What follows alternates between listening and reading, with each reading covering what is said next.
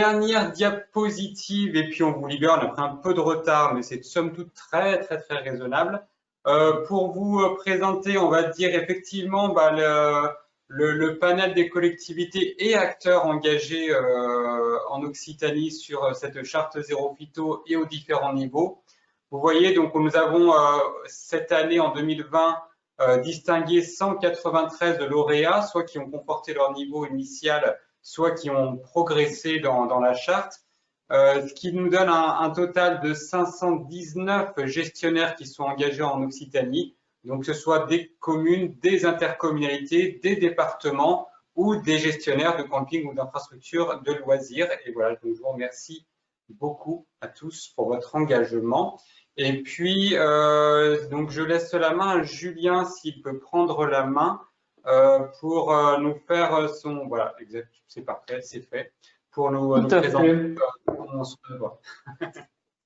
Et rebonjour à tous. Ce que je vous propose, c'est de faire un petit parcours dans la fresque de facilitation graphique que j'ai réalisée pendant nos échanges pour voilà, faire un petit tour d'horizon de ce qui s'est dit et garder en mémoire certaines choses intéressantes ou rigolotes.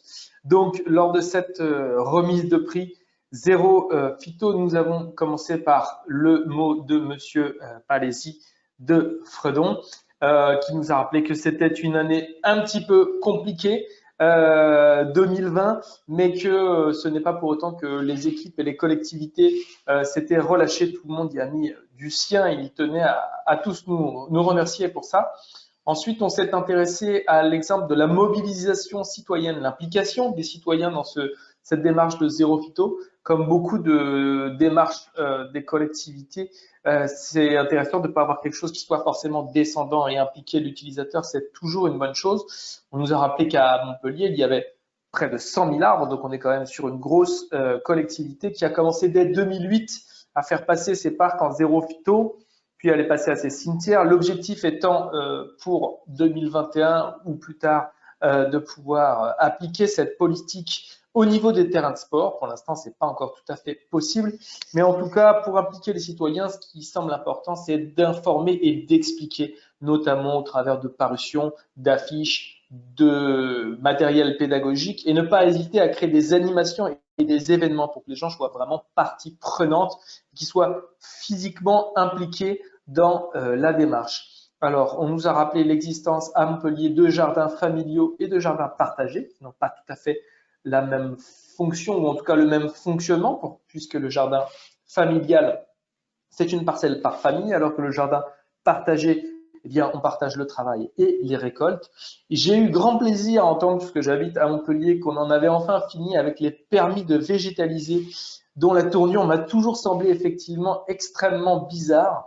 Et donc, savoir que l'on passe à des bons de végétalisation et que la nature n'a plus besoin de notre permission pour grandir en ville, c'est plutôt une bonne chose. Donc, effectivement, l'objectif de toutes ces démarche-là, c'est l'acceptation par le public du zéro phyto, qui, vous le savez, dans vos collectivités, pour l'avoir vécu au niveau soit des services techniques, soit des habitants, c'est pas forcément facile. Par exemple, à l'échelle d'une ville comme Montpellier, la limite, ça peut être le patrimoine bâti historique à préserver sur lequel on ne peut pas forcément faire courir de vigne vierge, par exemple. Je cite une plante au hasard. Nous avons eu l'intervention de Madame Mercier, qui nous a expliqué que le tourisme, on s'en doutait, était un poids lourd dans les secteurs qui ont de l'importance en Occitanie, et que 2020, de nouveau, à cause de la Covid, a vu un changement dans les habitudes et un retour au tourisme local, au tourisme nature, avec par exemple cette innovation à la grande mode qui a débouché presque sans le vouloir sur un nouveau concept, le concept de la plage apaisée, sans smartphone. Pour ma part, je pense qu'on devrait faire carrément des semaines apaisées sans smartphone, même sans être en vacances. On a appris l'importance et l'existence de ce nouveau Green New Deal qui envisage d'encourager le tourisme durable afin de créer et d'encourager l'attractivité de notre territoire, en gardant toutefois à l'esprit d'équilibrer la balance des bénéfices entre les touristes et les habitants pour que aucun des utilisateurs du territoire ne se sente finalement lésé.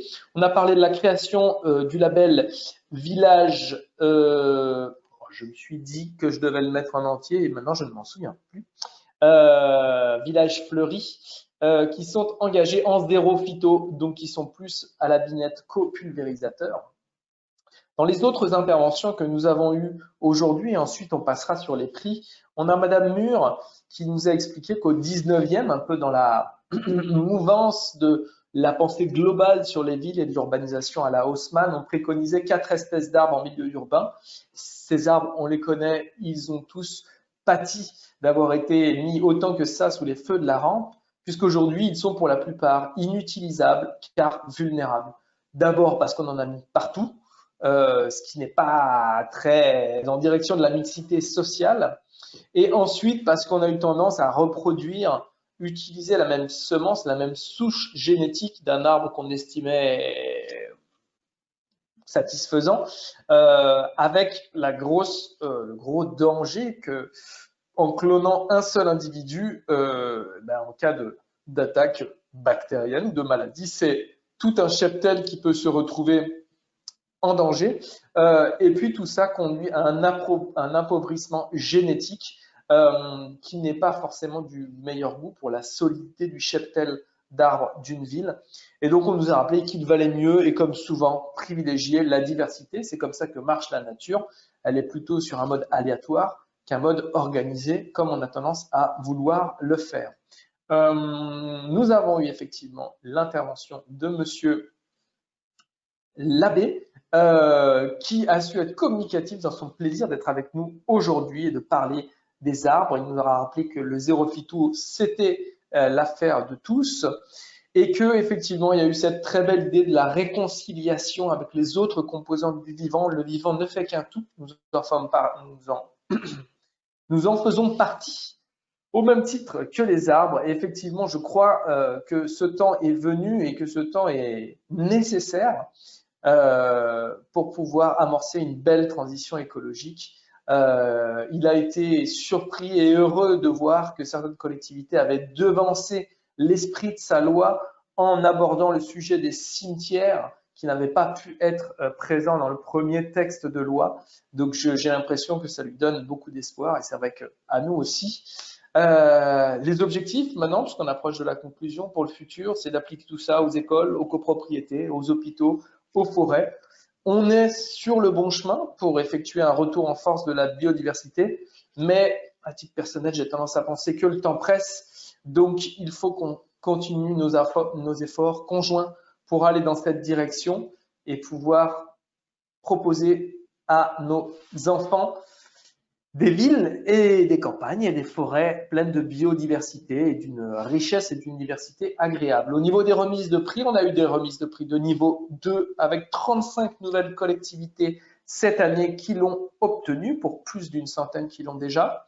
Ensuite, on a parlé du plan engagé zéro phyto, qui est donc l'équivalent du niveau 3, mais pour les structures touristiques, avec un bon zoom sur le camping de l'Espiguette, qui nous a expliqué, toujours dans cette logique de médiation, qu'il y avait une certaine importance à accorder aux ateliers ludiques et artistiques de sensibilisation. Sans regret, je crois qu'on a appris la mort du goodies de camping et la disparition prochaine du Bob Ricard, ce qui est plutôt une bonne chose et qui va dans le sens de l'objectif de responsabilité RSE que s'est donné ce camping. Et enfin, pour les derniers prix, nous avons eu le niveau 3, que je me suis permis d'appeler l'ami des abeilles, qui compte déjà 97 collectivités en tout en Occitanie. On peut quand même s'enorgueillir en Occitanie, même si la région peut parfois avoir quelques faiblesses. On a quand même des forces au niveau de l'agriculture biologique, au niveau de la transition écologique, on a des choses qui se passent, on a vraiment des collectivités, des citoyens qui s'engagent, et ça, c'est une bonne chose.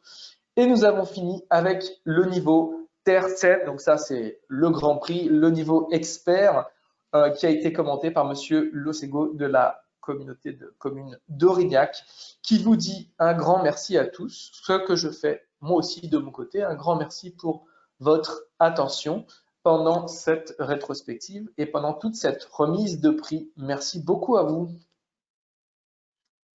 Merci beaucoup, Julien, pour Ce travail graphique, voilà, c'est une belle synthèse. Et puis, je crois que j'aurais pas grand-chose à ajouter. Si Philippe Pallesi, vous avez quelque chose à ajouter pour conclure, alors pour, on va dire, se faire plaisir, parce que j'ai oublié de le diffuser tout à l'heure à l'issue la, de la session de Véronique Mur, j'avais un dernier petit sondage. Alors comme ça nous fera un dernier pour réveiller ceux qui restent encore avec nous. Vous pouvez répondre à ce petit sondage-là. Qu'est-ce que c'est pour vous s'adapter au changement climatique dans les espaces verts? Pendant que tout le monde répond au sondage, je tiens juste à souligner qu'il y a plusieurs communes qui nous transmettent leurs remerciements et leur joie d'être adhérents au niveau Terre Saine et qui soulignent leur engagement. Donc, je cite les communes de Muriel-les-Béziers, Rustique, Code-Bronde, Cessac. Donc, je suis désolée de ne pas pouvoir relayer en détail vos retours puisque nous n'avons plus trop le temps. Et puis, je transmets un message donc, de Philippe Tixier-Malicorne qui tient à remercier tous les participants pour leurs propos riches d'enseignement. Cela nous encourage à continuer dans cette démarche régionale. Voilà. Merci. Et puis, nous avons aussi des témoignages voilà, de participants qui tiennent aussi à remercier les intervenants et animateurs. Donc, voilà. Je te laisse la main, Clément. Non, je vais laisser la main à Philippe Pallesi pour le mot de la fin. Et puis, je vous remercie aussi tous pour votre énergie locale qu'on a essayé au mieux de mettre en valeur à distance aujourd'hui. Et avec grand plaisir de revenir vous voir sur le terrain l'année prochaine. Philippe? Oui, je suis là. Bon, je suis toujours étonné de l'intensité des échanges dans ces remises de prix, puisque même à distance, les échanges ont été très fournis, très constructifs, et je vois l'adhérence de la majorité des structures collectives ou individuelles et privées sur ce genre de remise de prix et ce zéro pito. La loi Labbé, et je l'en remercie d'être présent pour la seconde fois avec nous directement, a permis justement de donner l'initiative. Et aujourd'hui, l'initiative, alors je m'excuse, monsieur Labbé, elle vous échappe un peu, elle est à, et je pense que c'est ce que vous avez voulu. Elle est prise par les collectivités qui vous emboîtent le pas sur votre idée de départ. Mais c'est comme partout, il faut des lanceurs d'idées. Et derrière, il faut des structures ou des personnes qui se l'approprient et qui la développent. Et je m'aperçois qu'au fur et à mesure de ces rencontres, alors j'espère que la prochaine sera physique, conviviale et qu'on pourra se rassembler en discutant par petits groupes en fin de cérémonie comme aujourd'hui. Il y a de plus en plus d'idées, d'échanges et chacun vous appropriez les idées du voisin et vous donnez vos idées à vos voisins. Et ce qui m'intéresse dans ce schéma, c'est qu'on voit que par tâche, alors tâche de collectivité qui adhère, c'est bien ce sens-là du terme, on s'aperçoit que la carte vient d'apparaître à l'écran, la carte est en train de se garnir.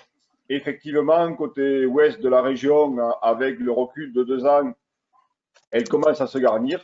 Mais côté est, depuis 2015, donc ça fait la 6e année, elle est en train de se combler.